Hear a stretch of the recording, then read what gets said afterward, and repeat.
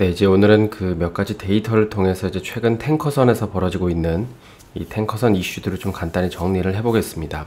최근에 이제 탱커선 시장이 좋다는 거는 뭐 누구도 이제 부정할 수 없는 사실인데요. 이제 그 근거로 제시할 수 있는 뭐 여러 가지 데이터들이 있지만, 이제 먼저 이 그래프를 보시면 이 초대형 원유 운반선 하루 운임이 거의 이제 4만 달러를 이제 터치하기 일부 직전입니다.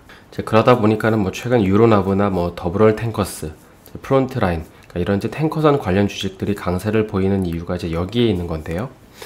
그럼 이제 최근에 운임은 이제 왜 이렇게 미친 듯이 오르고 있는 걸까요? 이제 이거를 보시면은 약간 어느 정도 힌트를 얻을 수 있는데, 현재 이 오일 가격을 보면 이제 이 오일 가격은 이제 WTI인데요. 이제 WTI가 이 브렌트유보다 대략 훨씬 더 이제 저렴합니다. 여기 WTI는 지금 89불로 나와 있고, 이제 북해산 브렌트유는 이제 96달러인데, 같은 이제 원유이지만 이제 6달러가 이제 차이가 나는 거죠.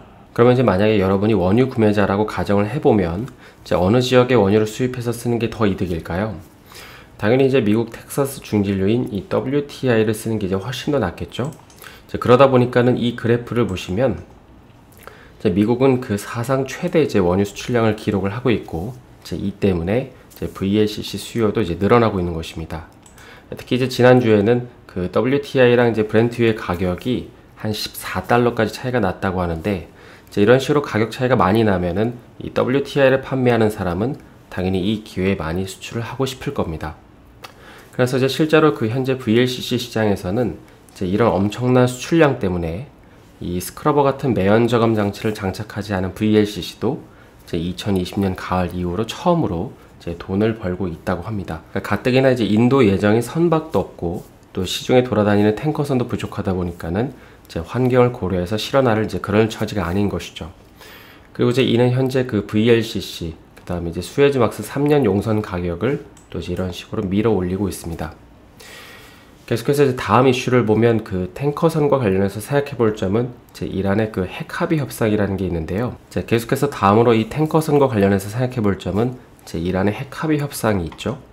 보시는 거는 그 섀도우 선박이라고 해서 이제 러시아랑 연계된 것까지 포함한 이 불법 유조선을 가리키는 숫자입니다. 그러니까 직관적으로 보더라도 이제 여기 용량이 큰 선박들이 이제 더 많다는 걸 알 수 있죠. 그리고 이제 여기에는 이 현재 이란이 불법으로 사용하고 있는 유조선들도 상당수가 포함이 됩니다.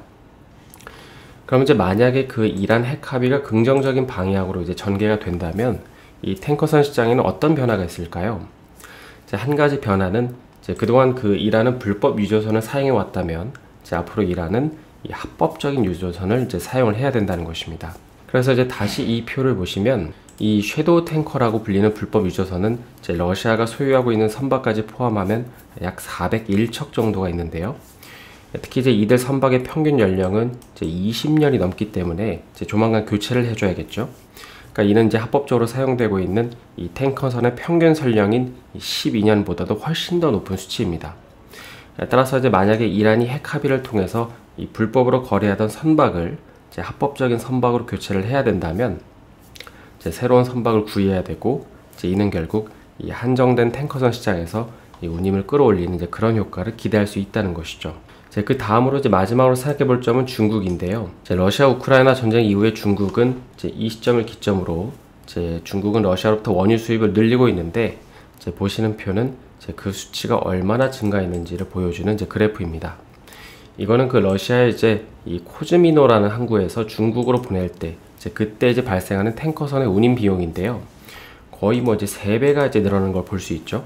최근에는 이제 170만 달러에 약간 못 미치는 구간에서 이제 이런 식으로 횡보를 하고 있는데, 현재 이 구간에서는 그 아프라막스급이 주로 사용이 되고 있습니다.